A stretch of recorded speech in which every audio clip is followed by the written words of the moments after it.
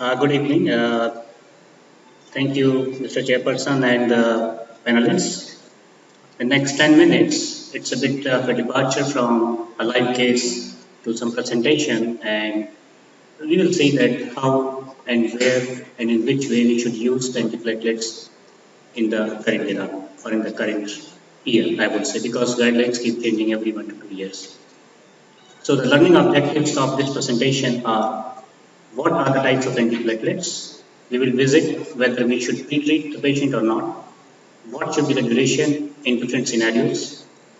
What should be done when you are only treating medically versus when you are treating with PCI? And what strategy we should adopt when the patient is also requiring oral anticoagulation? So the background is that the activation of blood platelets and the coagulation cascade plays a key role in the initial phase and evaluation of an acute coronary syndrome. Hence, sufficient platelet inhibition and anticoagulation is essential during ACS and especially in patients of ACS who are undergoing PCI. So what are the various agents? The classical time tested is aspirin, the background agent. Then we have P2Y12 inhibitors. Three are oral: clopidogrel, ticagrelor, prasugrel, and intravenous cangrelor. Then there are others which are not per se antiplatelets, but GP2B3 inhibitors and the role of anticoagulants during the care. The variables in the therapy which we should know are: we need to judge the bleeding versus ischemic risk when we want to deliver the therapy. We should also know the duration, whether such a patient, one given patient is for standard therapy, or the therapy should be reduced, or therapy should be extended, and then how and which way to pre-treat. Our presentation and our visit of this particular latest update is based on three major documents available with us, which are the most recent at the moment. There's 2016 ACC AHA guideline focused update on duration of dual antiplatelet therapy in patients with CAD. And then in 2017, the similar one of the duration of antiplatelets from ESC. And also a part which is mainly discussed in the big guidelines on myocardial revascularization in 2018 from ESC. So we start with which DAPT, this is the first question. So background therapy is almost always aspirin, plus ticagrelor is preferred, and you can also prefer prasugrel as a second agent if there is no history of stroke, TIA, and the patient is not at high risk of bleeding. In the current guidelines, clopidogrel is less preferred. The dosing: aspirin, the classical dose is 81 milligram, it ranges between 75 to 100 milligram. Ticagrelor 180 milligram loading, 90 milligram twice a day. Prasugrel 60 milligram loading, 10 milligram daily. And if you are using clopidogrel, then 600 milligram loading followed by 75 milligram daily. Now comes the duration. The standard duration at this point of time for all ACS patients is 12 months. Then the guidelines clearly state that you can give beyond 12 months, you can give a longer therapy in patients with ACS after DAX implantation who have tolerated DAPT without a bleeding complication and who are not at high bleeding risk. So obviously, patients usually ask, "Doctor, how long should I need to take dual antiplatelets?" I say them that minimum 1 year, and if everything goes fine, you can still continue more and longer. Then there is a shorter regime that if you believe that patient is a higher risk of bleeding, then you restrict your dual antiplatelet for 6 months. What happens if you are treating patient only medically? So there are a few things here to remember, that here we use aspirin plus ticagrelor, which is preferred, or clopidogrel as the second agent. Do not give prasugrel. It is not recommended if you are not doing PCI for the patient. So for medically treated patient, no prasugrel. And even no ticagrelor if you are thrombolizing the patient, if patient is suffering from stent. The standard duration again for medically treated patient after ACS is 12 months. If suppose you need to send the patient for CABG, then again the duration in patients with ACS being treated with DAPT who undergo CABG, the P2Y12 inhibitor therapy should be resumed after CABG, and you need to complete 12 months therapy, which otherwise you would have given like in any other ACS patient. So even after CABG, you have to continue and resume the dual antiplatelet. The next very important issue is, and bit complicated also, that if patient also needs oral anticoagulation, then what will you do?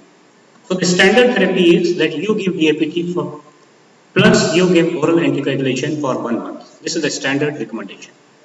If patient is at high ischemic risk, you can give this triple therapy up to 6 months. If patient is on a high bleeding risk, right from the beginning, you can change it to clopidogrel plus oral anticoagulation only.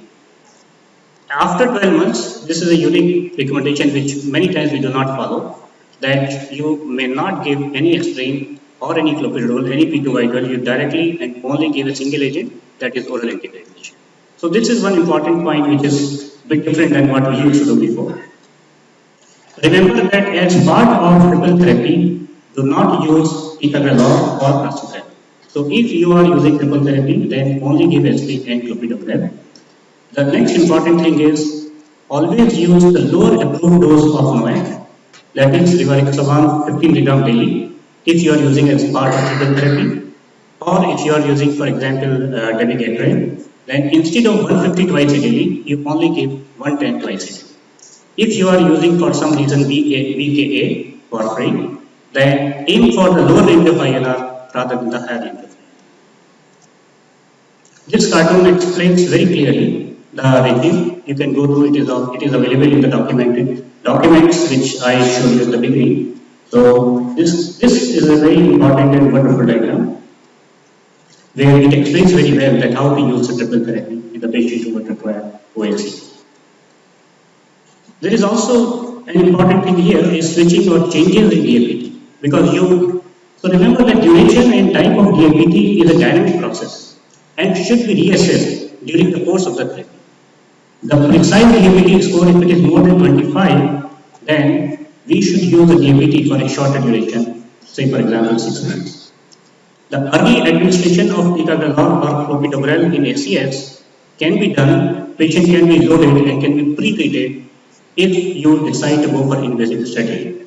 The same thing does not apply to prasugrel. Do not give prasugrel until you have seen the coronary anatomy and you have excluded prior stroke and TIA. Switching to ticagrelor with loading is indicated even in clopidogrel pre-treated and pre-loaded patients. So almost always it happens that many times when patient is referred to us from some clinic, from some other center, patient is already being loaded with clopidogrel. But once it is seen in the cath lab, you can reload it, and you should rather reload. This is what the guideline says with ticagrelor. You can reduce the dose of ticagrelor to 16 mg twice a day after 12 months. It is not yet available as to my knowledge in our country, but that is a recommendation that after 1 year of complete 19 mg twice a day, you can switch over to 60 mg twice a day. And then the prasugrel is given only in P2Y12 naive patients and only when coronary anatomy is known. The very important another indication and another recommendation is that de-escalation of P2Y12 inhibitor treatment can be done. That is, for example, for a switch from prasugrel or ticagrelor, which are high potency antiplatelet, to a lower potency one like clopidogrel. It may be considered as an alternative DAPT strategy. So, for example, if you see a patient, you treat him with dual antiplatelet with ticagrelor in the first month onward, you can convert it into clopidogrel. This is an alternative DAPT strategy, especially for ACS patients deemed unsuitable for 12-month potent platelet inhibition. And this flow diagram clearly explains that in non-ST elevation ACS patient, you can pre-treat with aspirin plus either ticagrelor or clopidogrel. You give appropriate unfractionated heparin or enoxaparin or bivalirudin. If patient is having not high bleeding risk, then you can give along with aspirin any one of the 3 P2Y12 inhibitors. And after 12 months of therapy, you can give you can still continue if there is no heightened bleeding risk. If there is high bleeding risk, then you do not give prasugrel and you restrict your DAPT to 6 months. A word about IV antiplatelet therapy. The Cangrelor, it is a class 2B indication. It may be considered in P2Y12 naive patients and can be used as a bolus of 30 mg per kg IV, followed by 4 mg per kg per minute infusion for at least 2 hours or duration of procedure. GPI are currently reserved only for way out situations.